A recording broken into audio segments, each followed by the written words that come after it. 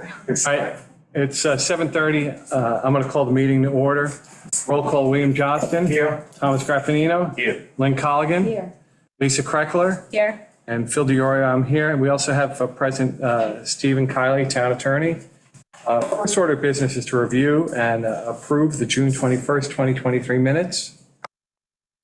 I'll make a motion to approve. I'll second it. All in favor? Aye. Aye. Okay, we have one resolution tonight. Christina, will you Sure. give us a short version of it? This is for application by Drew Harvey for variances at 5 Grand Avenue, Shelter Island Heights, New York. Suffolk County Tax Map Number 700-5-5-20.1. The Zoning Board of Appeals has reviewed the subject application. The applicant requests 3 area variances in connection with the proposed construction of a 2-story one-family dwelling with porches and detached garage. Due to the pre-existing non-conforming nature of the subject property consisting of 2 front yards, relief is requested from section 133-8B5A to construct a 2-story dwelling 14.6 feet from the western front lot line alley, where 30 is required, to hold a 17.5 setback from the eastern front lot line, Grand Avenue, where 30 is required, and to hold 17.9 feet front yard setback from the alley, where 30 is required, for proposed garage.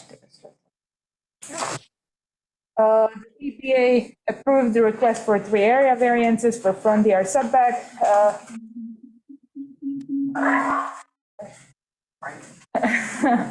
As reflected in the DAD architect site plan dated March 13, 2023. And if an accessory apartment license application is submitted and the applicant meets all other regulations, section 133-17A1D minimum lot area is hereby waived.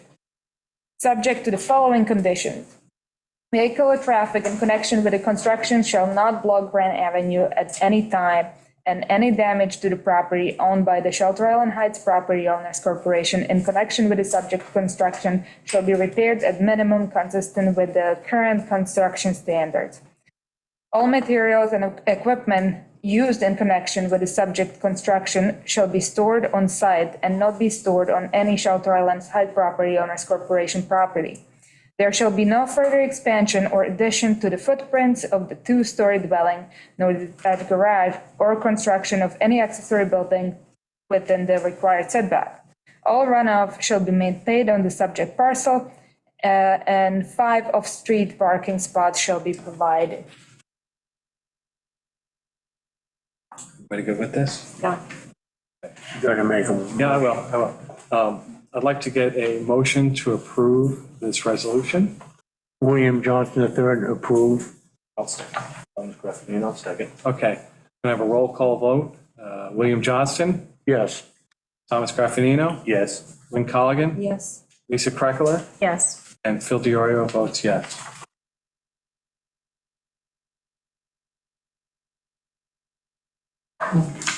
Okay, we have 2 applications tonight. The first is 8 East Brander Parkway, Darcombo. Who would like to present? Notice. Oh, sorry, I apologize. We've got to get the reading of the notice, sorry. A hearing of the application of Michelle Darcy Campbell, owner of 8 East Brander Parkway, Shelter Island, New York, a corner lot which is in Zone A residential nearshore overlay district and is more specifically described on the Suffolk County Tax Map as 700-22-1-141. The applicant is seeking variances from Shelter Island Town Code, Section 133-6B5A, to hold a 29.5 front yard setback of Beach Road for the proposed deck, where 40 is required, and additionally to hold 23.6 front yard setback off of the Eastern Brander Parkway for the proposed deck, where 40 is required. Additionally, a special permit is required pursuant to section 133-23A in order to alter or expand the pre-existing non-conforming deck.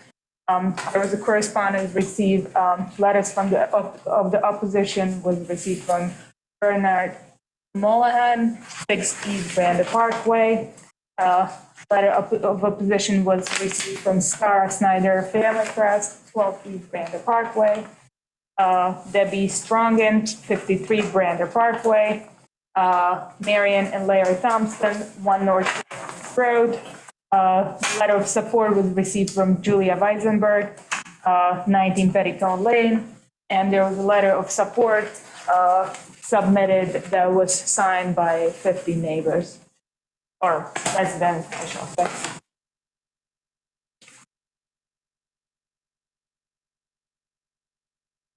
And would you like to present? Yes, Good evening. My name is Michelle Bell Campbell. I'm the owner of East Brander Parkway. I'm here, Greg Nissen is usually here. He's sick. And so I really apologize for not being here last time. I guess I should have been. Thank you so much to the board of the ZBA for going through all this. I know you guys have a lot going on, a lot of criticisms, a lot of you're doing a great job, and I know you know your job and you understand zoning, and I don't understand zoning that much. What I can tell you is, thank you very much, and I thank you to my architect, Maxine Gale, who will be standing up after me to explain any kind of these technical things. I'm not that technical, but I can actually thank all my supporters, and you didn't read the names, I'm going to read the names of the people who signed the letter. American Errol English at 6G Hager Road, Jennifer Feinstein at 86 Peconic Avenue, Elizabeth and Michael Galley at 29 Peconic Avenue, Laura and Danny Hockman at 80 Peconic Avenue, Joan and David Hoffman at 40 South Midway, Kate and Peter Humphrey at Borghezon Road, Ben Kim at 20 East Brander Parkway, Bobby, Jack, and Chris Lane at 84 Peconic Avenue, Maya and John Letta at 9 North Silver Beach, Christina Pfeffer at 82 Peconic Avenue, Kim and John Reeves at 10 Petticoat Lane, Caroline Ruby at 7 Hay Beach Road, Alix and Philip Scherer at 13 East Brander Parkway, Doug Sherrod at 6 Petticoat Lane, and Julia Wisenberg at 19 Petticoat Lane. And I thank all of them. And I know that they're not all 200 feet next to me, but these are people who understand Shelter Island, who know Silver Beach, who drive by all the time, run by all the time, and actually have been guests at my home. So I thank them very much. Now, I also thank my neighbors who objected. I loved reading the objections. It was very interesting. As I said, I'm not a zoning lawyer. I saw there were some legal arguments. I didn't agree with them, but I'm not a zoning lawyer. But then they also made some arguments, and they're painting this whole factual narrative that is incorrect. I don't really want to address it because I don't believe unless you tell me otherwise. But these false allegations about, renting and noise complaints, of which there have only been one in the past many years, I don't think that's part of this, unless you want me to address it. I'll address it if you want me to. But I don't think so. It seems like that's what they're talking about. And then I looked at the most recent one from my neighbor, Bernie, and I was stunned because he's saying that this little deck that's going to be, 2 feet, 7 inches high off the ground, it's not screened in, is going to cause some kind of harm because people can't see.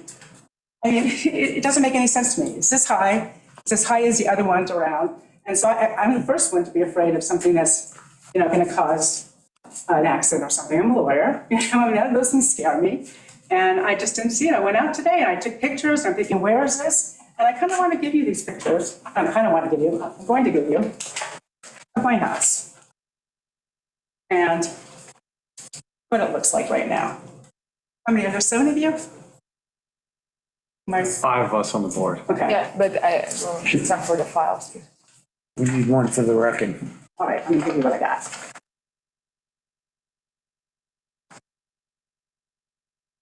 The first picture is of what we're doing. Okay, take a look at that now. This is how it looks right now. And I'm embarrassed. I'm embarrassed by how my house looks right now. Because if you drive around my house, I keep it up really well. I just, put up new siding. I put up a nice little fencing around. I done quite a bit trying to keep with the idea. But look at that. That deck is falling down. That Bilco door is totally ugly. All I want to do is, you see this little deck that's existing? Is just bring it, fix it, okay, repair it. I just had to pay money to get it repaired for the summer. And it's just going to go to the other porch, to the porch. That's it. I don't see anything. Oh, I'm in the picture. I don't see anything that's at all dangerous. Much less, is this someone said something like this is a living area? You guys are gonna sleep on your deck? I don't think so. And this is the next picture, which shows you how far away. Here's from the road, and you can see how far away you are from this deck. It's very far from the road. So I was confused. And I had to run back and look at my house to see if it's gonna actually, this little deck was gonna actually impose some kind of hazardous condition.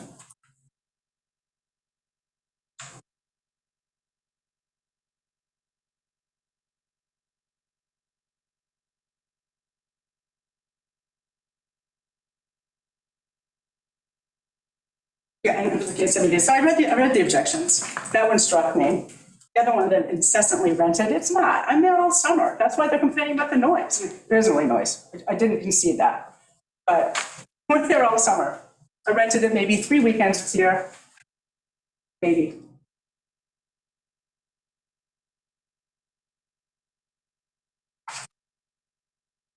But frankly, I don't understand the reason for this animosity, but you know what? I appreciate everyone has a right to object, stand up, say what they want about me, about my daughter. We can do that. But I will say that I think that this variance should be granted. I think there's no reason not to. It's going to make the house look beautiful. It's going to have big potted plants on it. It's terrible right now. You guys have questions, or I'm going to introduce you to my architect who can answer some of these more technical things about how it's not 500 feet, it's something like 300. What is it we're asking for? 380? 189. Yeah. Kind of like that house we just heard about, which also has 2 front yards, like my house. And we just read about, I have 2 front yards, and that's a problem. Okay, well, thank you. Further questions? Not just yet, thanks. No. Hi, I'm Maxine Liao. This is what I look like. Oops, just being careful. And I'm the architect for the property. And the proposal before the board tonight was amended in response to comments at the previous hearing in August 24th, 2022. So I brought a handout of the site plan that the board has showing in color the areas of the proposed deck and the existing deck. And so if there's anybody in the audience who would like to see the site plan. Anybody else? Okay. So it shows that only part of the proposed deck and steps need a variance. Approximately 1/3 of the area proposed for the new deck is already existing, and it's the existing deck with little steps and a basement entry to be rebuilt. So with respect to the board's previous comments, the proposed steps on the south side of the deck have been eliminated. The last time I was here, it was suggested to eliminate them. That's along the North Silver Beach Road side of the house. Also, we modified the proposal so that the overall size of the deck and steps needing a variance is smaller than previously requested by 177 square feet. To clarify the math, the area of the previous proposal for the decks and steps needing a variance was overestimated by myself by 130 square feet. So previously, it noted on the site plan that we were asking for 696 square feet, but it turns out when I recalculated everything and checked it a number of times, it was really a proposal for 566 square feet, so that was my error. But now the proposal is for 389 square feet, that is 177 square feet less. So we're aware of objections being raised by the neighbors, and they've distorted the facts. The house is not continuously rented, and it's generally quiet.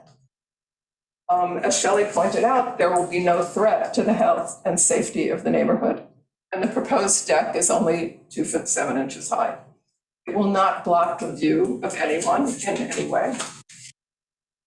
The neighbors didn't address the fact that a hardship was created because the current zoning was put in place long after the house was built. At that time, the house was located so that most of the open area of the property is along the East Brander Parkway and North Silver Beach Road sides. That allows for a large yard on the sunny side of the property with the amenity of a water view. And so that is now where the deck and steps are proposed. It's still the case that the proposed deck and steps will not be in anybody's view of the water, and it will replace an old deck and steps in need of being rebuilt, as Shelley pointed out, as well as the Bilko door, which is currently not in good shape. The proposal is in the traditional style of the local houses, and it will look very appropriate to the neighborhood, in my opinion. We appreciate your continued consideration of this variance request. And if there are any questions or comments, I'll be happy to address them. I have a question. So in this version, I noticed on the corner, there's a bump out. Is there a reason why you bumped it out as opposed to just going along that straight line of what the existing deck is now? There's not a specific reason, except that what happened was I reduced the rest of the area and I left that as a place, maybe there would be a small table or a place to, gather. A place to read on one side of the house, that was all.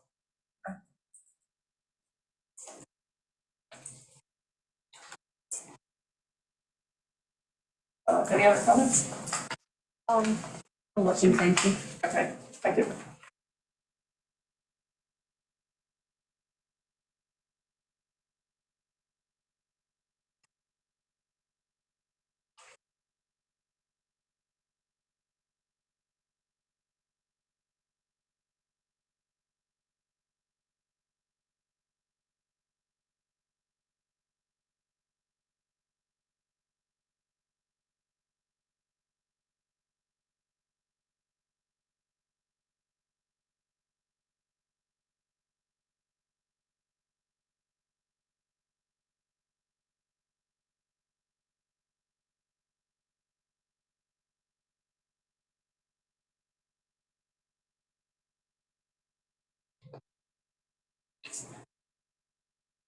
Anybody have any other questions for the architect or for the applicant? Is there anyone else who would like to weigh in on this application?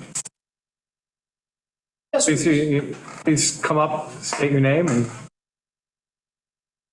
say what you would like to say.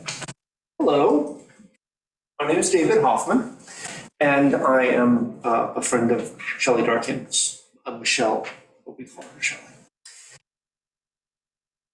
But I'm not here to speak on behalf of Shelley. She's a perfectly capable lawyer, made all of the points I would have made if I were acting as her lawyer. I'm here to give voice to the interests of the entire rest of the island that are neither the applicant nor the opponent of this, let's be clear, minuscule, and I think from the letters that have been exchanged, petty neighborhood dispute that is not just a neighborhood dispute. I spent my summers as a kid living and working on Fire Island in a town called Ocean Beach. You may have heard of it. It's known as the Land of No, because everyone took their turn making a rule that either served their interest or punished their neighbors so that nobody could do anything. And that's why I came to Shelter Island, and also deeper navigable waters for my sailboat. What this board needs to remember, and I'm just here to remind you, I know you're well aware of this, is that the rest of the island has an interest in preserving the ability of people to enjoy their houses so that they stay on the island, so that they don't sell them to someone who will knock the house down or knock down 90% of it and build to the outer limits of the zoning, and maybe who haven't been on the island for 30 years as I have, 32 years. I think I've just graduated from tourist to visitor. I hope to make it to resident in another 20 or 30 years. Our interests are, I'm sure, your interests, which is to preserve the character of the island. And the way we do that is to take into consideration in these very technical zoning discussions exactly what is at stake, right? In addition to being a resident of the island, I'm the founder of the Nenantic Creek Keepers Conservancy. So I'm very, very worried about the water situation and the quality of the ecosystem on Shelter Island. And if people have a difficult time enjoying their houses, some of us have houses that were originally built in the 30s and 40s. My house started out as a tent platform. It's gotten just a little bit bigger through a series of incremental expansions of maybe 75 or 100 feet. If that can't happen organically, where no one's view or enjoyment is obstructed, then the island is not heading in a good direction, because people will decide not to live here, as I decided not to stay on Fire Island in Ocean Beach. And we know what that does. Building to the limits of the zoning code with more bedrooms and more water demand and less of the culture and history that brought, I think, all of us to Shelter Island in the first place. Friends who aren't familiar with Shelter Island ask me sometimes, you know, it's so close from South Ferry to North Haven. Why don't they just build a bridge? And my answer is, well, why bother? Somebody would just blow it up, right? We like the ferry. We like the sense of isolation and community that the ferry provides us. And that is part of the character of Shelter Island that I hope all of you will consider when you exercise the discretion that has been vested in you as a board to do justice, to do fairness, to make sure that we don't get so wrapped up in the technical details and the numbers of inches and feet and what direction a set of stairs points in, and remember what makes this island so wonderful. I'll close with an observation from Mahatma Gandhi. He said, "An eye for an eye leaves everyone blind." It is one of your less obvious responsibilities as a board to remind people that we have to be able to live together on this really quite wonderful rock. Thank you.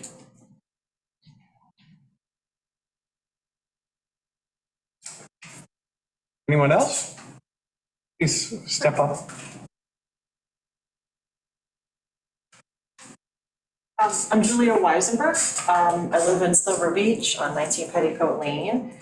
And I think I'm actually going to read from the letter that I submitted, just makes it easier and keeps me on track and not take too much of your time. So this letter is in support of Michelle Dunconroll's request at 8 East Brander Parkway. Just to be clear, I am speaking tonight, I am not representing any committee, a board, or any other entity for which I serve, either in Shelter Island or elsewhere. I am only here to give you my comments as an individual, a full-time resident of Silver Beach. I don't live near the property in question, but I have had sufficient time to observe it, physically be in it, and make note of the surrounding properties. I run past that house every day, sometimes twice a day. And I've also taken a look at all the plans that were submitted, both the previous ones and after the changes were made. I grew up in Silver Beach. I attended high school here. I now live and work here full time in Silver Beach.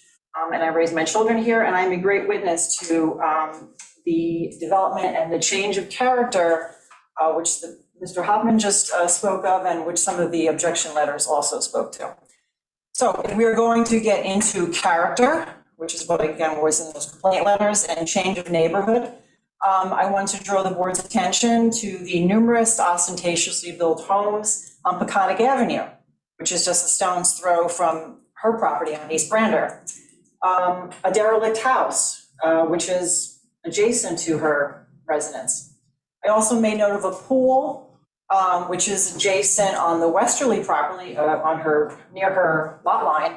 And let's not forget the homes built in Silver Beach and, mind you, elsewhere in the island with obtrusive lighting, extensive clearing and tree chopping, massive hedges, illegal watering with numerous sprinklers in the middle of the day, and fencing that sort of, when you run by these houses with big fences, it doesn't exactly say, hey, come and knock on my door. It's more like, don't come in here.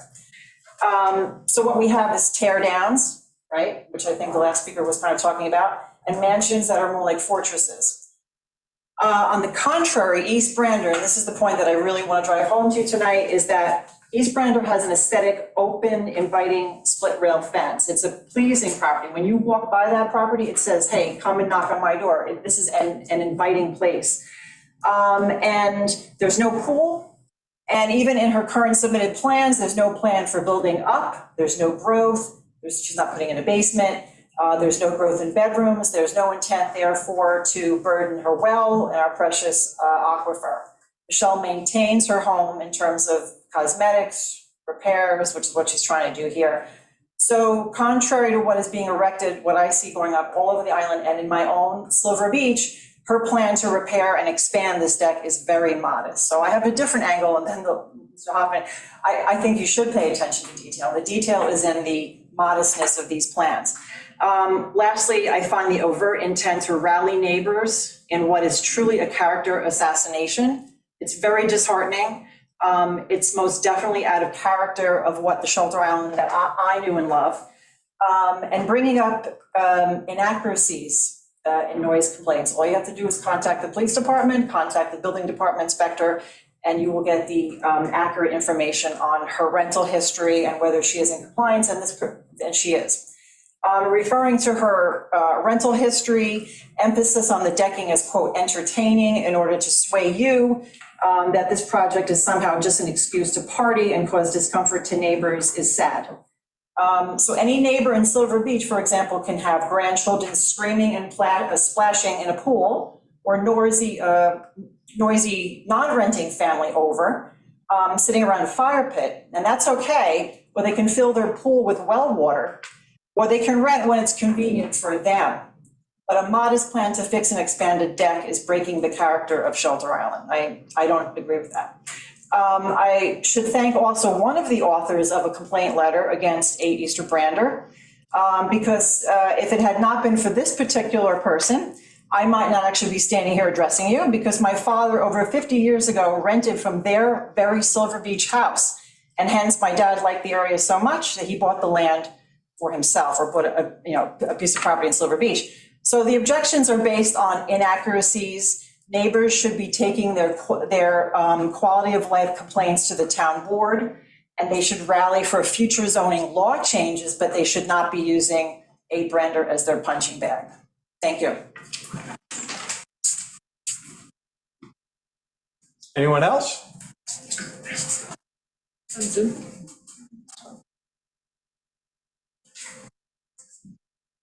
Hi, my name is Melissa Beth Shepstone. Obviously, I'm the vilified Duffys. I had it prepared to read, but I think I'm kind of going to agree with what you said about let's not build out, let's not push the boundaries. I agree, and that's what this whole issue is about. This house is non-conforming. Their request for variances requested to be more non-conforming. So if you're talking about let's not push the envelope, this is the case. It's non-conforming, they're requesting it to be more non-conforming.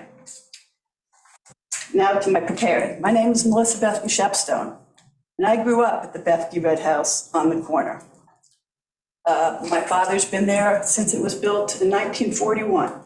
13th house on Silver Beach. He's still there. He runs the Manic Yacht Club in their 90th year. I think if anyone can be held up as an example of what Shelter Island is, probably him. My husband and I just built a new house on Silver Beach. We also have a deck. We would have liked to have had a larger deck, but we built it per the code because that's what the rules are. The applicant has not demonstrated any unnecessary hardship caused by the code. They just seek an enlargement of their existing entertaining space in a required setback. Nor is the applicant shown that the town code restrictions are uniquely or disproportionately impactful on their property. The proposed construction is not in keeping with the 60 years of the Shelter Island Code. It would create an inappropriate living entertaining structure within the established setback, and it is widely unwelcome by the near and adjoining property owners. I strongly recommend and encourage the town ZBA to wholly affirm the decision of the building department to disapprove the permit. And finally, my sister, Patricia Beth Gizon, who's one of the owners of the house at 1 North Brander, which is within the 200 radius, has asked me to read the following since she can't be here tonight.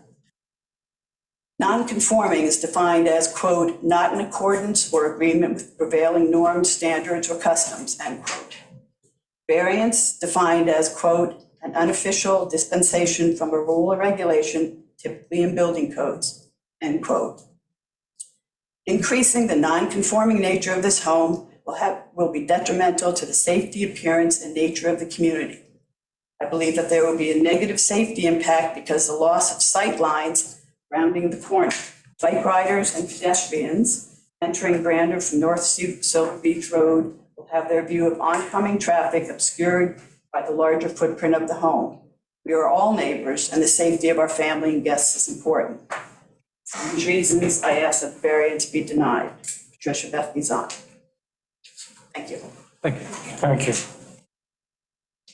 Anyone else? Yes, this is Patrick Swart. I'm on the Zoom. Speaking on behalf of the Snyder Family Trust at 12 East Brander Parkway. I have been coming out to Shelter Island for the last 30 to 35 years. So I think I have a fair understanding of the culture and the neighborhood. And, you know, quite frankly, I kind of feel in some respects that like we're being bamboozled here. I was at the last meeting, I spoke at the last meeting, and it seemed to be overwhelmingly in support of not having or allowing this variance. In fact, if I remember correctly, there was only one party who was in support of the variance. Now, again, unless I'm mistaken, the only thing I see different is the request is now 4 feet back. Okay, we're still in excess, we're still much further out, but the only difference is 4 feet. Now, when I say bamboozled, I look at the folks who oppose this, and the majority of them are all in that neighborhood, within a few homes, myself included. Now, we heard a long list of people, and quite frankly, I couldn't place all of the locations, I couldn't hear that well, but it seems like all of the folks who are listed in support don't live in that neighborhood. They're a quarter mile away, a half a mile away. And I would hope that the board would appreciate the fact that the neighbors and their interest is what really should be weighed most heavily here. I mean, goodness, so going with bamboozled, let me say, we just talked about, I heard the terms punishing our neighbors. I heard character assassination, and I think I'm going up against Gandhi. I just think it's all very unreasonable. All we're saying is that there are rules. The rules actually have helped make and preserve what Silver Beach is today. And the neighbors seem to like the rules. So there is no punishment going on here. We're just saying that there's a one group, and we don't personally think this one group or this one entity should be allowed to have that variance.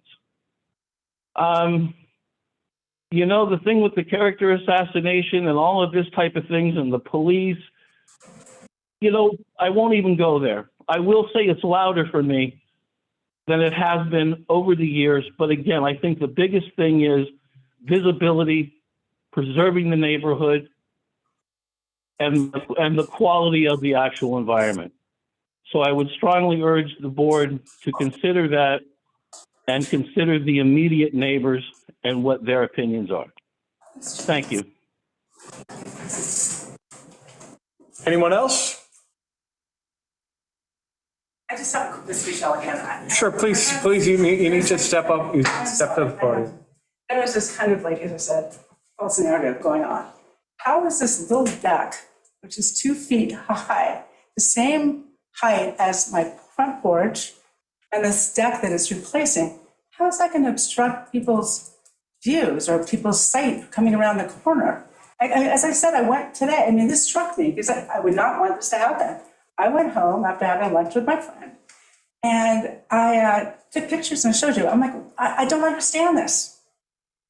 I mean, I don't want to have this back and forth because obviously Mr. Snyder feels, whatever his name is, feels very strongly about it. And also the years, I've been here for 30 years.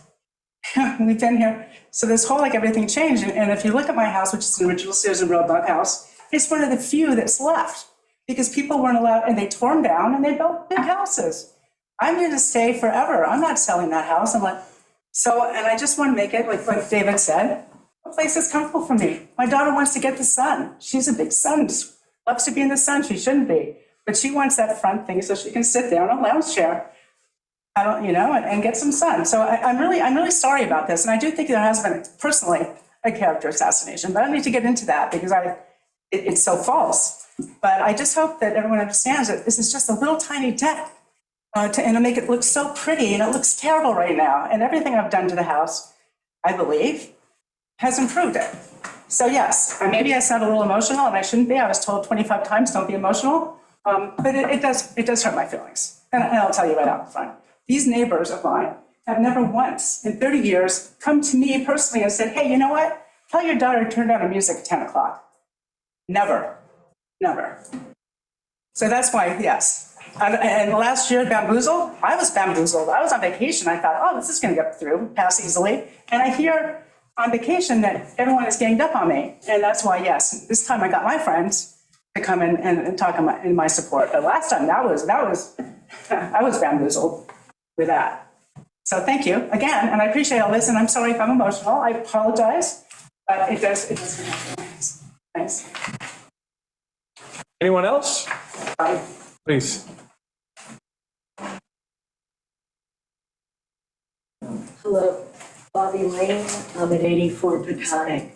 And I have to say, I was curious what Shelley wanted. I had been through a building project, you know, across the street from me. And it was there were a lot of rules to follow. And I had a non-conforming house. And, you know, I heard my architect come in when I attended the only meeting I went to. And I was appalled by how he treated and what he presented. It was so off base. And I did look. Based on that, I was very curious what Shelley was presenting. So I went over her plan, and I've lived on Silver Beach for 33 years. I'm a full-time resident. I love it here. I'm sick with a lot of the things I do see being built that are just too large. And so I went through her plan. And actually during COVID, when I was building my house, I lived in Shelley's house. I didn't have a place to live because I had torn apart my other house too. And so I lived there and I know exactly what it's like. And I walked those steps that you can almost fall through and kill yourself. And there is not enough room on those steps. I mean, I can fit through it, but I tried to carry up her suitcase today and her staircase didn't have enough room for me to go through with a suitcase and lift it. The thing is falling apart. It really needs to be fixed. I looked at the neighbors, and quite honestly, it doesn't block anyone's view. And, you know, if you want to talk about complaining, and I love, my kids sailed in the Menantic Yacht Club. And I love it. I think it's a great community thing. But not once did I hear Shelley complain when everyone was parking on her property across the street early in the morning because they go out racing. And the entire, her view, you know, people are complaining about their views. She has no view and there's a lot of noise, but that's what community does. We support one another. And she kept her mouth shut and she continues to, because it is something for the community. So I really hope that you would look favorably upon her request. I don't think it's outrageous. And quite honestly, it will improve the neighborhood. She's keeping the Sears Roebuck house. She's not tearing everything down as other people have done. I wish I could have saved my house, but it was too rotted by that point. But she's keeping her house, and that's more of what I want to see in the neighborhood. So thank you very much, and I appreciate what you're doing. Anyone else? Please. My name is Josh Gardner. I'm the owner at 4 North Silver Beach. And I'd like to be the person here who represents the new in this situation. The what? So my wife and I, You represent, the new. So we've talked about people who've been here for 30 years, lived on the island, lived in Silver Beach. We're actually fairly new residents. We've been here for, I think, bought the house 3.5 years ago. But we actually tried to move to Silver Beach 5 years ago. And we had a plan, and actually this town said, hey, you guys, this is non-conforming, you can't do this. And we didn't actually get upset about it. We accepted that decision, and we made new plans and bought another house and did what we needed to do. And one of the things and one of the reasons that I bought on this island is precisely, I like it the way it is. And I like the peace, I like the tranquility. I live a very busy life overseas. And I like to come home and get sleep for a month and a half, 2 months. And my in-laws have been on this island for about 35 years. And I fell in love with it from the first day. And I finally got to a point in my life where I could move here. And I wanted to live on Silver Beach. I particularly like it. It's super quiet. I like it the way it is. And I have no particular objection to Shelley fixing her house up, putting a porch on. Actually, I don't have any objection to her renting her house out if that's what she wants to do, if it doesn't disturb, my tranquility on my property or my view. But I do want to correct one thing. The original plans did infringe on our view, and we were one of the objecting people to that because we bought the property and the view as is. One of the things I would say is that make the improvements you want to your property. You guys have a really tough job as a board, especially with these zoning laws applying to older homes. And, I can't even imagine what you guys have to do. But at some point, I just want to ask a question, and that is, how far is enough and what is reasonable? And, when we're talking about doing something non-conforming and making an exception, does that then apply in the future? I mean, is that a slippery slope? And then anyone around me can do the same thing and I can do it. And I'm always wondering, what this means. But like I said, I don't have any particular objection to doing a home renovation if it's within the code, if it's within what you guys or what this island or what this community feels is appropriate. And we don't want her to knock her house down. We'd love to renovate it. But I do want to correct a few things. The initial plan did block my view, so she wasn't so careful about those original plans. And this board did come in and say, you need to make these changes. And now, in truth, I don't have any skin in the game. She isn't blocking my view. I don't have that problem anymore. But I'm here to state that we all are here for a reason. We all love this island very, very much. We're here not to build McMansions, but to actually enjoy it with our families. For me, it's peace and quiet and a place I'd like to retire someday. So I do want to speak for people that are new to the island. We're not the enemy either. And a lot of us respect the zoning laws as is. We respect your decisions for how you keep this town. It's one of the reasons I'm here and not across the way in the Hamptons of the North Fork. I'm here because I love it just the way it is. And I'm willing to accept the consequences and the terms and conditions of that. And I just wanted to state that for the record. Thank you. Thank you. Anyone else? Christina, can you see any hands up in Zoom land? I just have one question. So you, But please, ma'am, if you want to ask a question, you got to come on up I and, guess I have a question from him. okay. So you guys didn't do it, so the people before you built the pool? You have to direct Okay, your I mean, he's talking about, he came, didn't have to do anything. They did build a pool, which is very loud where I am. And more importantly, it was not, his view was not blocked the first time around. The deck is all the way around. Okay, so we didn't have to change that part. I just wanted to make those two comments, Thank you. and I'm sorry. Anyone else? I mean, Please, if you, It shouldn't be a back and forth. that's crazy, okay. To set the record straight, yes, we put in. Sir, if Okay. we're not gonna have this back and forth. If you have something. not in the audience. If you guys want to talk about it somewhere else, that's fine. If you want to come back and forth up to the podium, I It's guess. not really pertinent to the application. Okay, so We should move on. is there any reason to keep this open? Anybody? No. I think we can close this, leave it open. Give me just a second. Written correspondence. Give me just a second.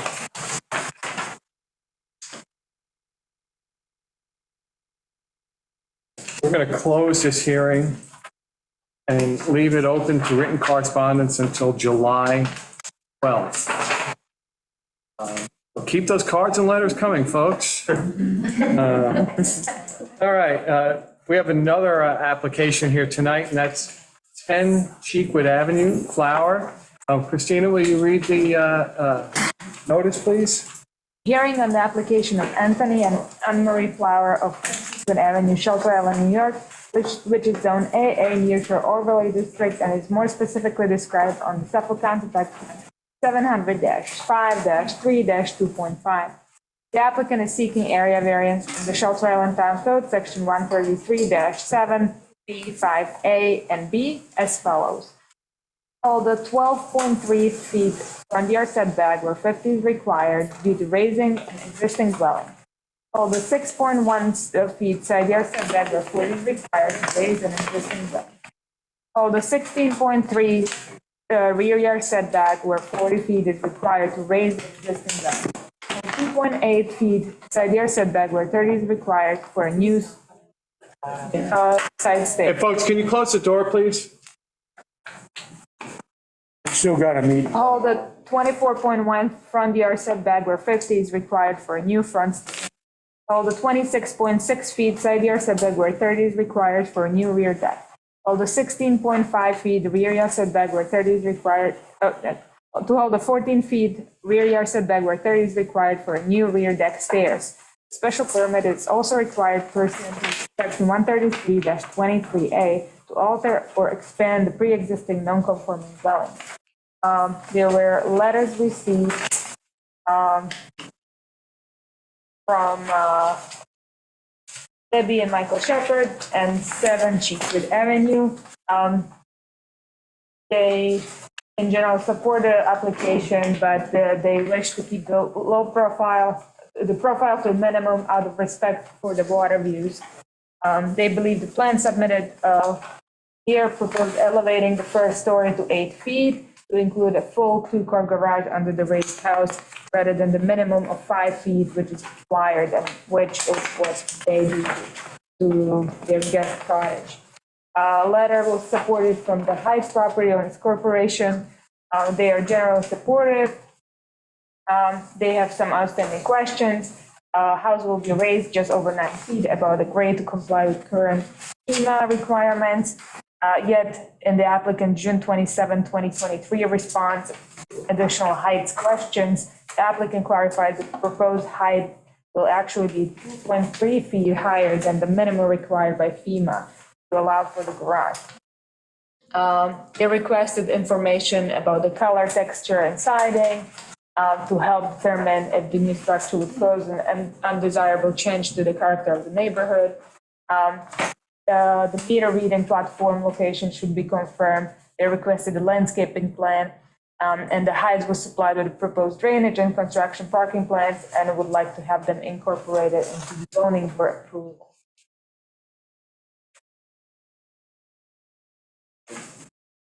One second. All right, Matt, I guess you are going to present? Yes, sir. Good evening, Matt Sherman with Sherman Engineering and Consulting. I'm here with Lisa Crawford, who's the daughter of the property owner and her architect. I've got a quick presentation to show you the project. You're not in the meeting, right? You're not connected. No, I'm waiting in, I'm in the waiting room. Oh, that's you? That's me. You don't have a name. Is it your first time? William's iPad. Is that you? No, you're not here. You're in the wrong meeting. Am I in the wrong room? Yeah, you're in the wrong room. Give me just a second, I went to the wrong place. That's online. I have some iPad waiting, so that's not gonna be here. Go to on the website. Yeah, that's what I'm.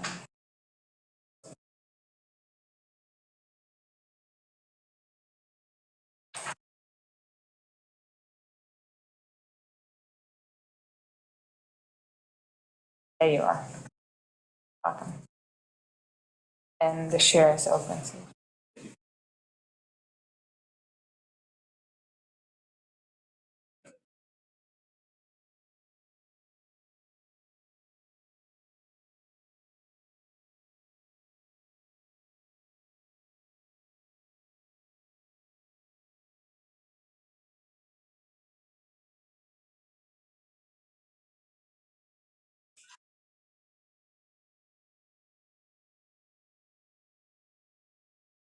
Signal kick up here, hopefully.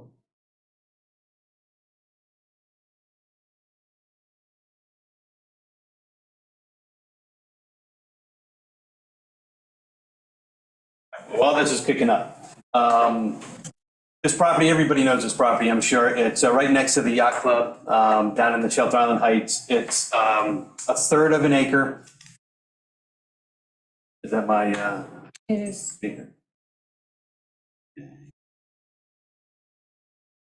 Any better? You good? Okay.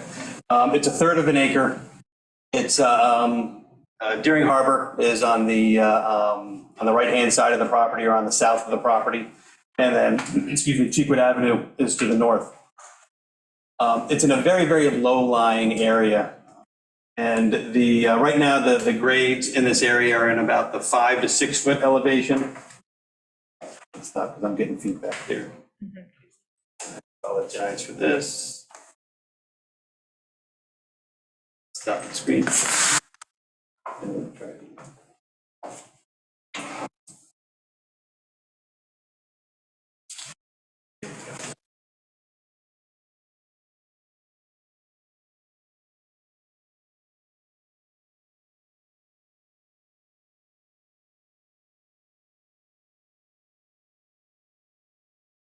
Okay, this is a survey of the property as I was just describing. Cheekwood Avenue to the north, Deering Harbor to the south.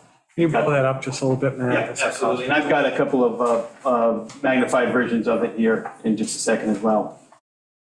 The yacht club is on the right-hand side of your screen.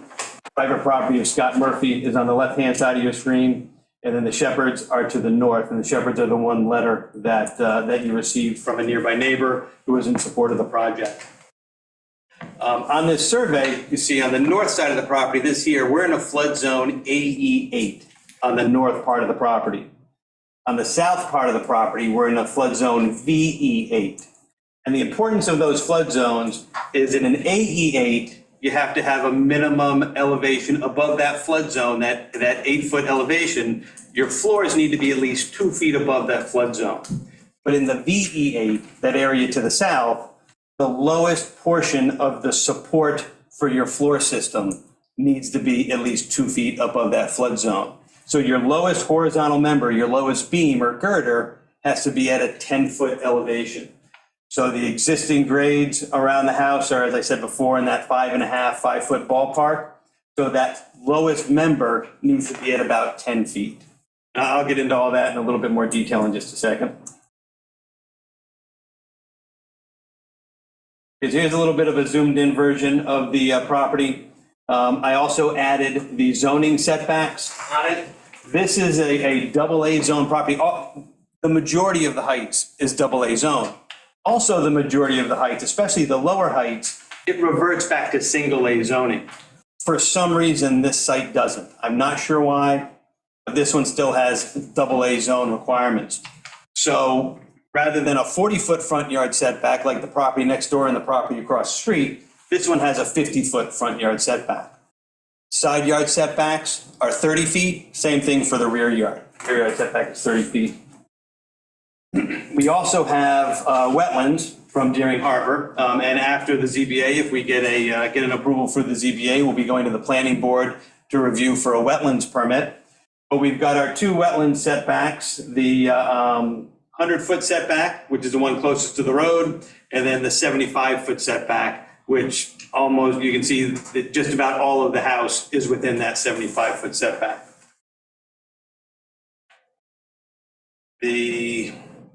So let me go back a slide. All right, so this is just to kind of go over what the existing site layout is. You've got your existing house, one story. The garage is here. Garage doors coming in on what we'll call the east side. U-shaped driveway coming in, going into the garage, walkway into the entry. There's a small covered porch right here on the road side of the building. And then there's a deck with a pergola above on the water side of the building. Entrance into a crawl space underneath the building is right here on the water side.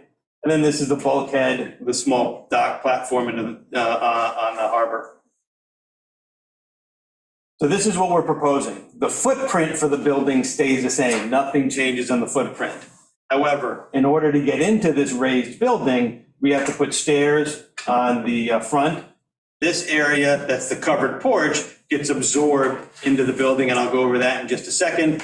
And then the front door moves from the middle of the building here over to the side, and that's what these stairs provide access to. In the back, we've got this deck. We've squared it off and brought it back to the building and added a set of stairs to come down to get to grade over here. On the west side of the building, you've got your propane tanks, AC system, and then this set of stairs is what comes up to where the electric meter will be. So there's all sorts of problems with this as far as the zoning code is concerned. We've got encroachments and square foot areas that are non-conforming all over the place. And everything that's existing as square foot non-conforming and encroachments is going to be the exact same when we're done with the project, with the exception of a couple of additions, and I'll go over them here in just a second. So we've got on the platform going up to the new electric meter, 40 square feet gets added into the side yard. You've got just under 1,600 square feet in the front yard of the building. That's that area of the building here.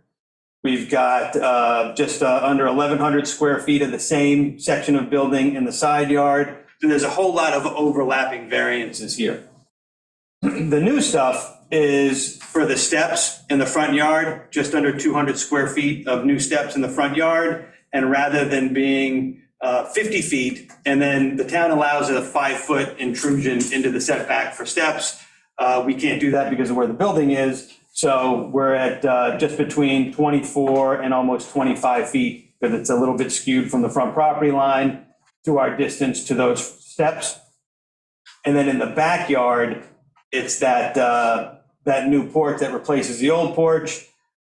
We've got the existing the existing deck, 621 square feet, whereas the proposed is 734, which includes those steps going down to grade. Without the steps, what is it? I don't know it without the steps. I just treat it as a whole, but I'll get that for you.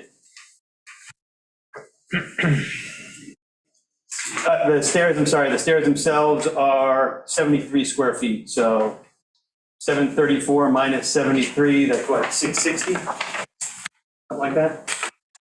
73 square feet for the stairs, you said? Yeah. I forecasted the question and I didn't even know it. All right, so this is the section of the building to give you a feel for what it is we're talking about as far as lifting it up. The existing grade is right at about 5 feet, give or take, at the building. It fluctuates a little bit. The garage elevation is 5.3 feet. The existing house elevation is 6.2, I believe it is. So what we're looking to do is bring it up 8 feet from the existing elevation. And the reason we want to do that is twofold. Number one, and this is the primary and the most important reason, is, as I discussed earlier, the base flood elevation here is 8 feet. The minimum we have to raise it to get compliant with code is 2 feet to bring us to 10. So this lowest horizontal structural member here, that's set at 12.3 feet, it's 2.3 feet above the minimum distance where we have to bring it up. The flood zones have not been evaluated here or updated since at least 2009. We're still dealing with the same flood zone information that was categorized in 2009. We all know that the flooding is getting more intense. We all know that the bay level and the harbor levels are rising. What we don't want to do is raise this building the minimum required to get it compliant, and then in 10 years, have it be non-compliant again. So we'd like to raise it a little bit more than the minimum, give a little bit of cushion. If we're doing this, let's do it once. We don't want to raise it to an absurd level, but let's bring it up a couple more feet so we've got a little bit of a cushion. So that also serves another purpose. We all know that parking along Cheekwood Avenue is a disaster. And what we like to do, they've got a garage at the property now. They'd like to have a garage underneath the building when this is all said and done, so they can get a couple of cars out of the driveway underneath the building. It frees up more room in the driveway if there's more people at the house, and it does not put that parking issue onto a situation that's already bad. You could go down there right now and there's people who put stakes in the ground and ribbon to keep people from parking in front of their houses for the first couple of houses right off the yacht club. So that's the two main reasons why we'd like to raise the house to the level that we're asking to raise it to. Here's a picture of just some of the flooding that's occurred. This was in January of this year. This is looking down toward the yacht club. You've got the hedges on your right-hand side. That's Scott Murphy's property. Over here is the Shepherd's property, and just right around the bend there. Is this tidal flooding, Matt, or is this a rainstorm? This is a rainstorm Okay. and tidal. You'll see it in just a second. You'll see it. This is the same storm. So it's both. This is looking at the yacht club. So it's not, we weren't trying to make it look like something it wasn't. That was just looking at it from a different view. So this is looking at the back of at the Flowers yard.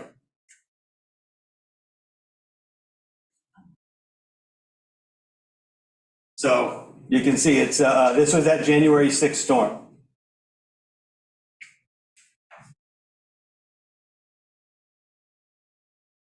So this is the same storm. This is looking down inside their crawl space. I'm not sure how long the water had been pumping. It didn't look like there was much staining. You can see a little bit of staining on the wall there, maybe another 4 or 5 inches on that column. So the water had come down a little bit at that point. So there's clearly a problem here with flooding. There's no two ways about it.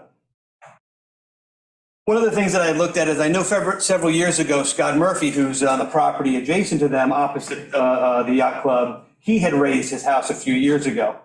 So this is an elevation of Scott's house on the left, the waterside elevation and the east elevation compared to what the Flowers are looking to do on the right-hand side. So Scott's is at 27 foot is the ridge height on his house as it was constructed. The Flowers is going to be at 28 feet. So we're a foot higher than what Scott did on his property. These are the elevations that of the Flowers property that we're proposing. Again, we've got our 8-foot rise to the allow for the garages underneath and allow for that extra 2 feet of cushion for flood zones being modified. Matt, let me ask you a question, Yes. real quick here. When we're talking about the elevations, you're not here for the elevations, is that correct? No, but the elevations, it factors into the part of the variance is we're asking for a more higher building within the side yard setbacks. So we're not asking for an elevation variance, But there is. That was my question. Building within that area, right. Yeah, because our top of our ridge is at 23 feet above grade. So we would have to go another 12 feet before we'd have to ask for a variance on this one, as far as the height itself is concerned. Which actually will bring me to a slide later. But so these are our elevations. It's basically the same building that's there now, it's just raised up. They're adding some architectural features to overlay on the roof, just to soften that roof line.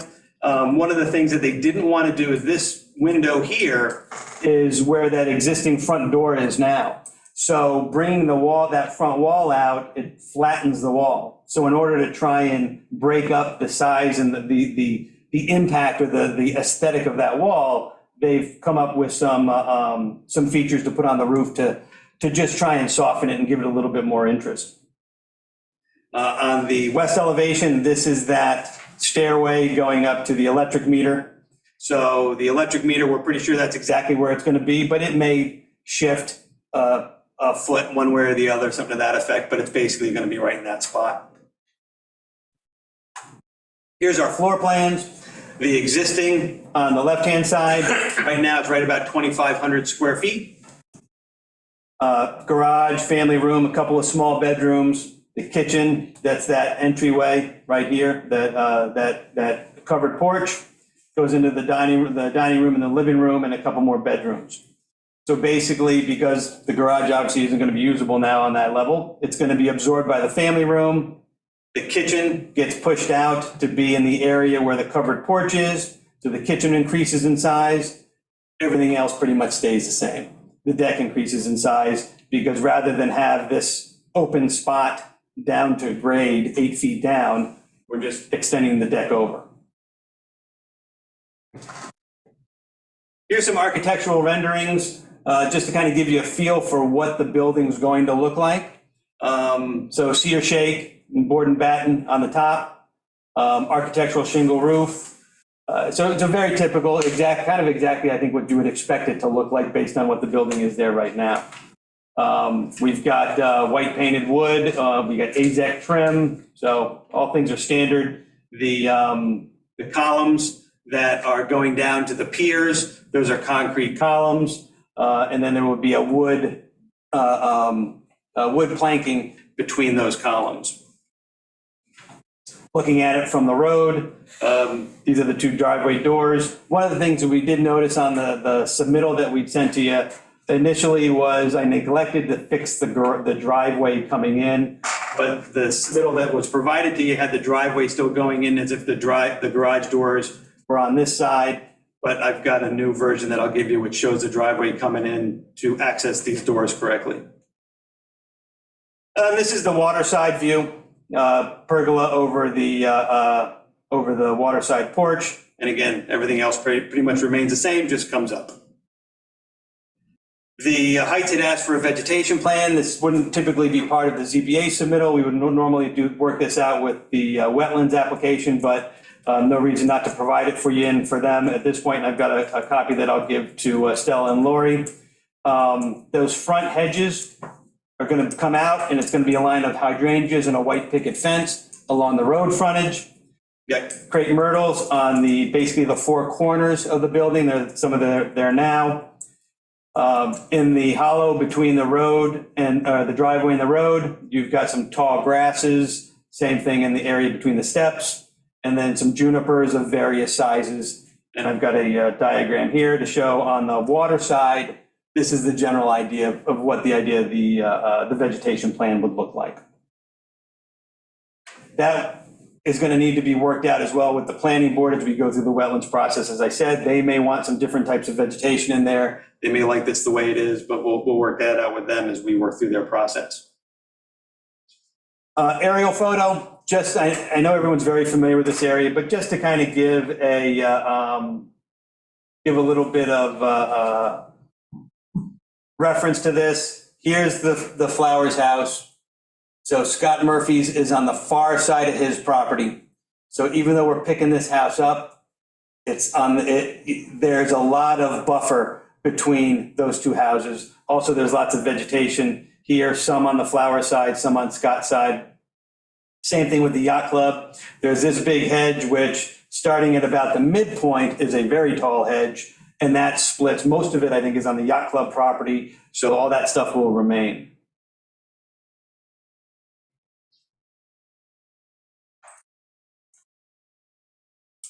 And this is a historic one. This comes to the height of the building. This is what was there originally. I'm not sure when this burnt down, but that was the original house. It was torn down. It was torn down. I heard that it burnt. No, torn down. So I'm not sure when this was torn down, but that's what the original house was. It was torn down where the yacht club keeps all the sailboats.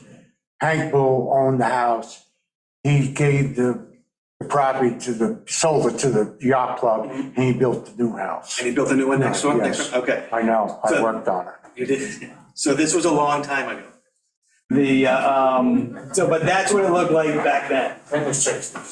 So that's, not looking to replace it, not looking to go back to the way it was. It dwarfs the yacht club building, which the yacht club has obviously been renovated since this picture was taken in at least the 60s. But that's the general idea of what the site was at one point. That's all I have. If you have any questions for me, if anybody else has any questions for me, I'd be more than happy to answer. Tore it down. Just a couple of, Matt, I understand the lift, I'm not sure about gobbling up the covered porch and turning that into interior space. And, again, I guess we're not really here for the height of the lift. I just don't know if it's, I understand wanting to get as much as you can in terms of protection. I just don't know if it makes sense to get as much as you can and create a more imposing property. If I can address one of the things that you did mention, I believe, and Steve, if you can correct me if I'm wrong, but the enclosure of that front porch is not part of the variance request. That's allowed as of right, I believe. I didn't see it now. That was something that, No, I'm not saying that it requires an additional variance. It's sort of an expansion of the nonconformity, right? It is an expansion of the nonconformity. Is that about right? No, because they would have part of special permit.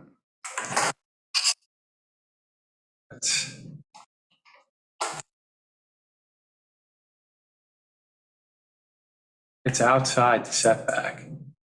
It's in the setback. It's outside the building envelope.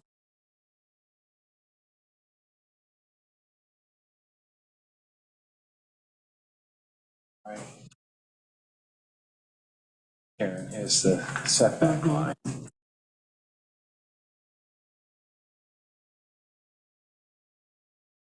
I mean, I do see that as some sort of something there, Stephen. It's in the setback.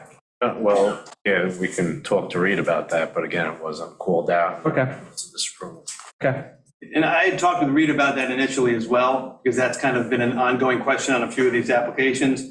And obviously we'll get clarification from him, but my understanding is the board a few years ago made a determination that enclosing covered porches or things like that that was underneath the roof of the. Yeah, I would say, Matt, you take, it's like a bridge too far there. Yeah.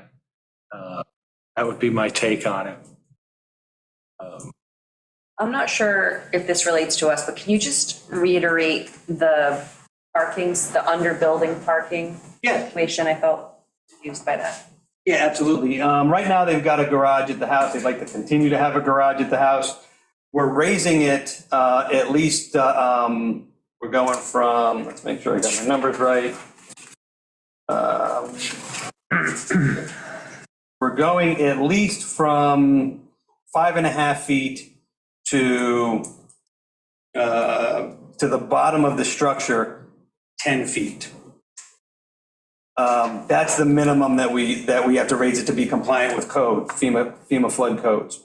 If we raise it 2 more feet, so go from 5.5 feet to 12 feet, That allows us to have a usable area under the building so that we can still have a garage and they can have parking under the building. That enables them to open up the driveway for vehicles. They don't have to park on the road in front of the house. It just makes a more usable area, or a usable area under the building. At the same time, it also serves the purpose of not raising it the absolute bare minimum required. Billy Banks used to say that the code is the worst possible way to legally build a building. Same thing is true for this. The FEMA flood zones are the lowest absolute elevation to legally build a building in a flood zone. So if we can build it a little bit higher, we give the property owner a little bit of cushion for future flooding, we allow usable space in the area, we're still at basically the same height as Murphy's house next door. And so it's not like it's out of character with the area, it's not imposing on anything, because the property right next door has got the exact same scenario. The yacht club on the opposite side, we're on a storage area, and then I think it's the junior sailing building is at about the same height, maybe even a little bit higher. So it's not like this is gonna be a spire sticking up in the middle of all this other low stuff. It's coming up right in line with what else is around it. Okay. It seemed counterintuitive in a flood zone to put parking under there, but. Yeah, but you don't really have a choice. I mean, where else are you gonna park? You can't elevate the parking. They're either gonna be in the driveway, on the road, or in the garage. So they really don't have any other option. Very typical, very typical. They do that all the time. Okay, thank you. Anyone else have any questions for Matt? No? Thank you, Matt. Thanks, Ed. Anyone else that would like to weigh in on this application? Hey, Lori. Hello, everybody. Good evening, Lori Damon. I'm here representing the Shelter Island Heights Property Owners Corporation. I just want to, before I begin, make a couple of comments regarding things that Matt had said. First of all, the footprint of the rear deck is changing. It is getting slightly larger, so that's just to be noted. And I can answer the question in terms of zoning, which Punch alluded to. In the town records, this property was originally one property, and it was subdivided in 1960. So they subdivided it and made a non-conforming lot, which is a direction that we typically don't go in today. So that's how this non-conforming lot became a non-conforming lot. It also, when they did that, there was a garage on that section of the property in the same distance from the property line as the existing house is today. And part of that approval was, for that subdivision, was to knock down the existing house, garage, I'm sorry, not the house.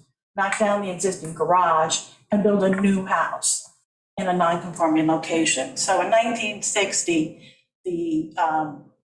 there was a previous approval to create this non-existing, non-conforming lot and non-conforming new structure. The new structure was actually not built until 11 years later in 1971.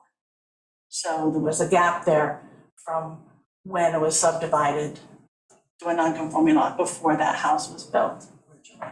So that's the question that deals with the zoning and how that came to be and why it doesn't revert, because it was after the town had incorporated the zoning, which was in October of 1959. So that's some of the history there. The other thing is, Matt has addressed the neighbors on the, in regard to the Murphy residents.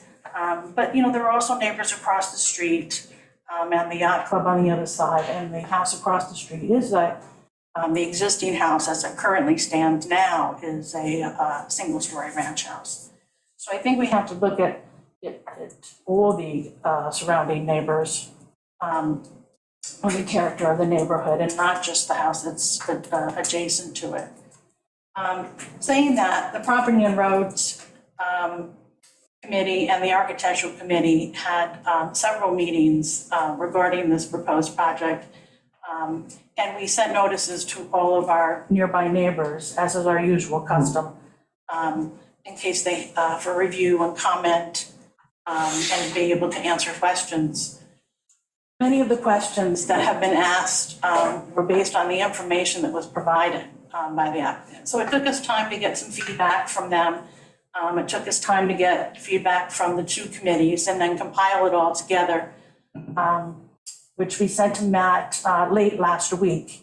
So, and we received a reply from him on those questions yesterday afternoon. So thank you, Matt, for turning that around as quickly as you did. The Heights is inclined to support this request to preserve this existing structure. But in order for POC to support this project, we need clarification on some of the information that received, as it appears to be inconsistent and vague in some areas. And Matt did address some of the questions here in terms of the height of the building. And even though the proposed height of the building is within the zoning code, this again comes back to the character of the neighborhood, because both the application for the DEC, the application to the zoning board, will talk about raising this building to a specific height for FEMA. So yes, that's true, but we later found out, in asking those questions and looking at those dimensions that were provided by the architect, that not all those questions were making sense to us. Dimensions were making sense to us. So that's why we asked the question, is it being raised higher than what FEMA requires? And that's when it came out that, they wanted to put a garage space under the house. So no mention of this was made in the application to the zoning board, nor was it made in the application to the DEC or even the short environmental assessment evaluation form. So I only bring that to your attention because these are things that the committees are noticing. The committees are asking these questions, and as well as the neighbors, which you saw in the letter from Mrs. Shepherd. One of the other questions we asked was the HVAC equipment, which was shown on a site plan and its existing location at ground level in the flood zone. When we questioned this, of course, we already knew the answer, that the equipment also needs to be raised to the base flood elevation, but yet no locations have been given for that. So there, they talked about, they may screen it, the decibel level, but where is this equipment going to be located? What are we going to see from the street? What is the yacht club going to see? What are the neighbors going to see? If we're raising this HVAC equipment, even with screening, the concern is, what is everyone looking at? Are we looking at the equipment? Are we looking at a trellis? How are we screening it? Where is it going? The area variance sheet asks, is this project in character with the neighborhood? When we ask questions on the materials, the answers were very vague in terms of wood and cedar shake. And the elevations clearly show concrete piers. And that's another thing we were looking at, the concrete piers. Are the piers are we going to be looking at these concrete piers? Are they covered in some manner? What are the materials? We brought that up in our letter. And this is an important question because even though this is a non-contributing structure, this is in the historic district of the Heights. And, we want to know what we're going to be looking at, as well as the neighbors. So it's not just POC and the committee, it's, the neighbors in terms of what are we looking at when we're driving down that street, or from the yacht club, or from one of the neighbors. The owner has indicated that, to us that the project is to be complete by May of 2024. When we asked that question of Matt, he had said that it would be July of 2024. That's also an important question. As Matt brought up, the Cheekwood Avenue is a narrow street, as many roads are in the Heights. It's also heavily traveled and to and from the yacht club. And that traveling is done by usually begins at the beginning of May, as the yacht club prepares to open. And we have a lot of pedestrians, we have a lot of bicycles. We have over 100+ children that come and go from the yacht club for the junior sailing program. And those children often ride their bikes unescorted by an adult. So parking there and traffic and where things get stored during construction are very important. We already had one situation unrelated to this project. It was totally somebody else, had nothing to do with this property owner, where a construction vehicle was parked and blocked one lane of the street. Cones were put out, there was no flagman, and the construction equipment is so large that you can't see over it to go safely around it. So we ask that construction vehicles, materials, for the safety of that neighborhood and the traffic, all these things be parked and stored on the applicant's property during the course of construction. The time frame of when that project will be completed, I know most homeowners would love to have everything done sooner rather than later, and certainly probably want to use their home for the summer. So I understand that as well, but if we start to creep into the summer months, then we have a bigger concern for safety in that area. So I think that that's something that needs to be clarified. I guess in closing, one of the things I'd like to say with as you review this application, I think it's important to provide enough information, detail enough, so the neighbors, the public, in our case, POC, and POC is a nearby neighbor, enough information to evaluate whether they wish to support or object to a project.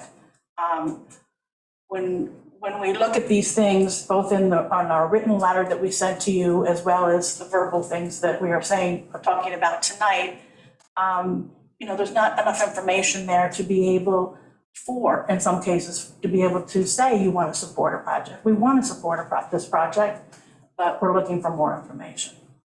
So that would be my closing. Did anybody have any comments to the letter I wrote? I did notice a typo in the letter, and it's SEAF, not a F. So SF. the specific questions that you would like answered here, the HVAC location, screening of the HVAC, that vehicles and materials are stored on site, and some sort of a construction limit in the summer. Is that what you would propose if Well, I think we need to clarify, is it going to be completed in May? Is it not? But let me ask you a question, Mark.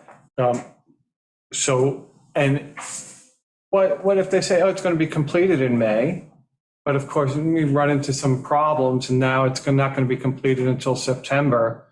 Was there something that the POC would like to see that construction was limited or something in the summer? I'm trying to figure out where we're going here with this. Where I'm going with that is that, once you hit May, if things go into further than May, you're going to have a lot more traffic, a lot more pedestrians, a lot more children pedestrians, and children on bicycles. So, just in this past weekend, there were people parking all over the place because they had a junior sailing regatta. And there were literally hundreds of children. Well, what do you And then let me ask? answer, so my question, so are you asking the yacht club to not park cars on the street then? It's. Actually, the yacht club does have restrictions on where they allow people to park, both on POC property and on their own. Okay. So what I'm concerned about here is that we keep whatever, if we can get the project done by May, that'd be great. If we can't, then we just need to take extra precautions in terms of how we're going to keep the public safe. I want to know specifically what kind of precautions you would like, because if we're going to ask somebody to do something, I want to know what that something is. That's a good question. I hadn't thought about,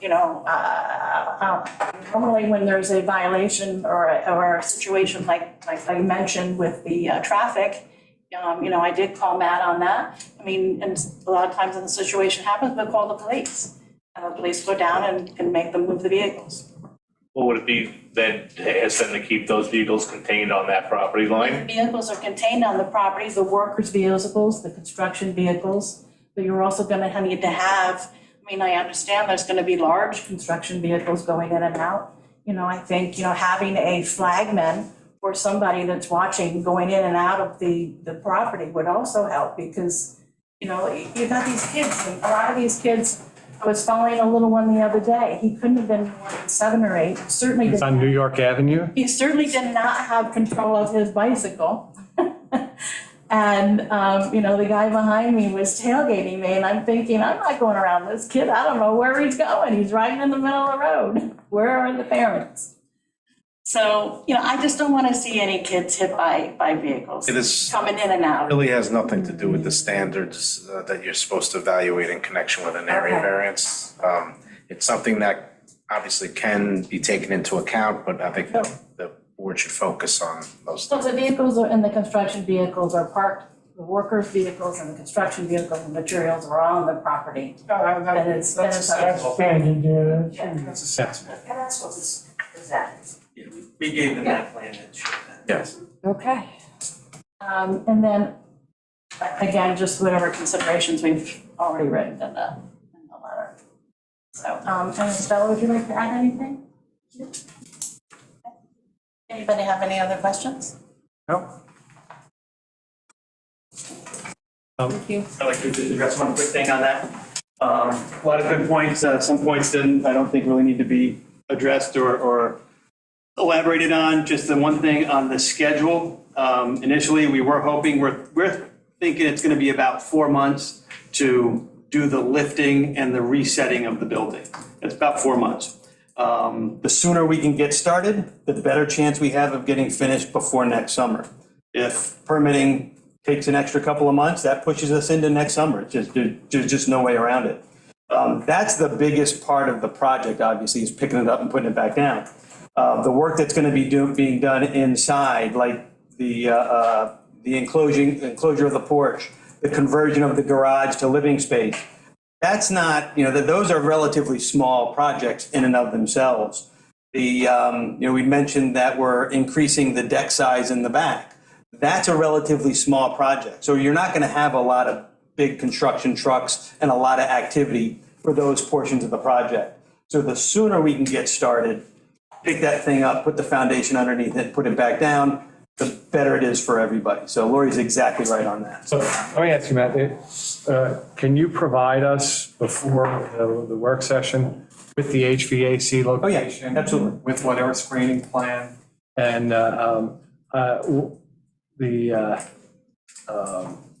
and then I have a question for you. If in fact we have a real winter, which, who knows if we have a real winter or not, but if we have a real winter, and the ground gets frozen, that would then hold this job up. Is that correct? I'd have to talk to the contractor about that because the way the ground is there, it's very sandy. I don't think you're going to get much frost there, even on a good winter. I defer to Punch on that. Well, there's some clay down there, but if they're gonna lift it in September, you're not gonna get frost in September. No, but there may be punch. No, what I worry about, if you got a hurricane in late September, and then you can't do anything. I was thinking construction starting like mid-October. So you got October, November, December, January.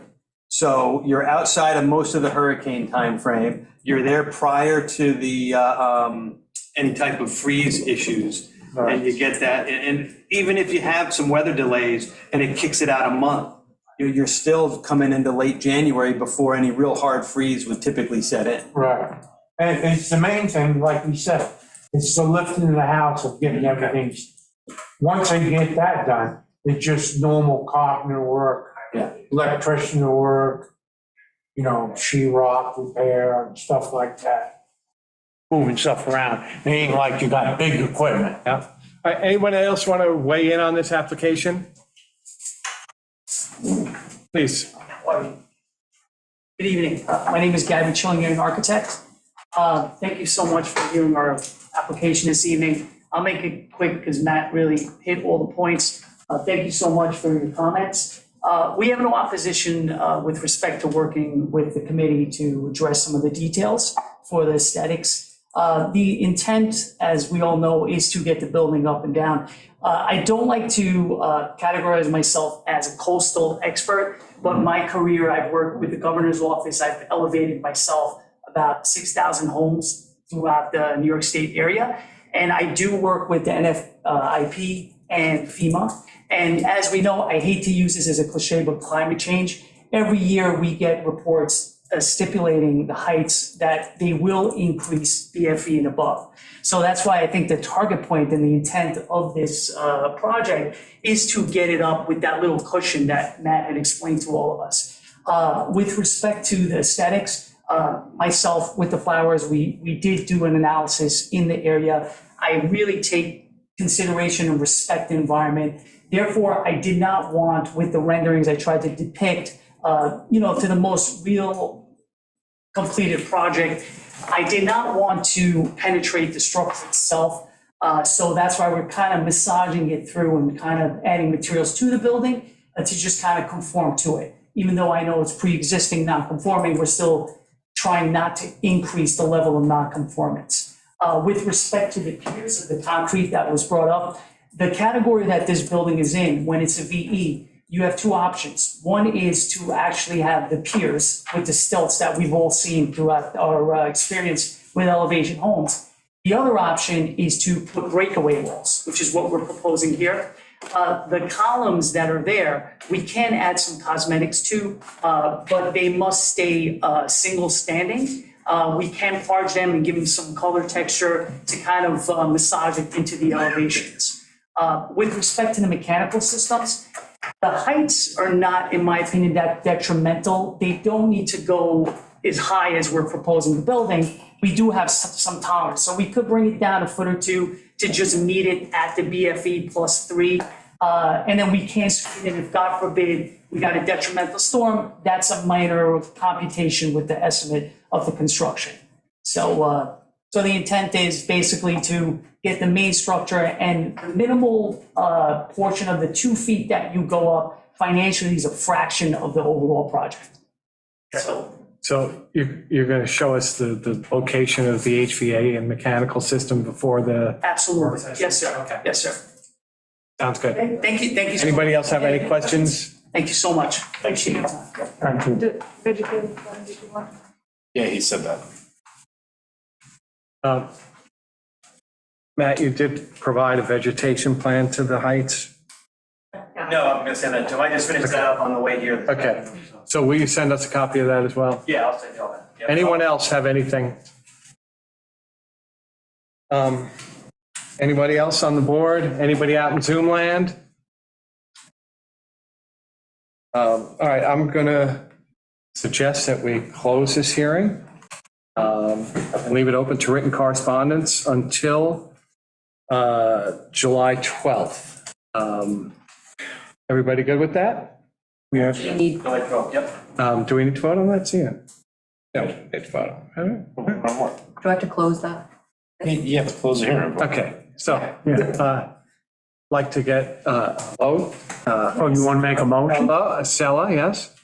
Please, if you want, please stand up and. It's Stella Lagudas from the Shelter Island Heights Property Owners Corp.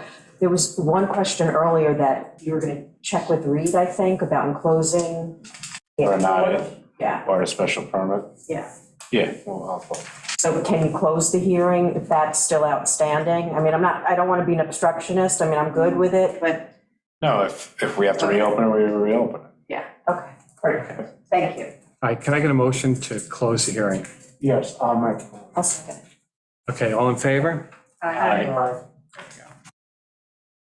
All right, and we're going to close the meeting at 9:10 p.m. Thank you all for coming. That's a fun question.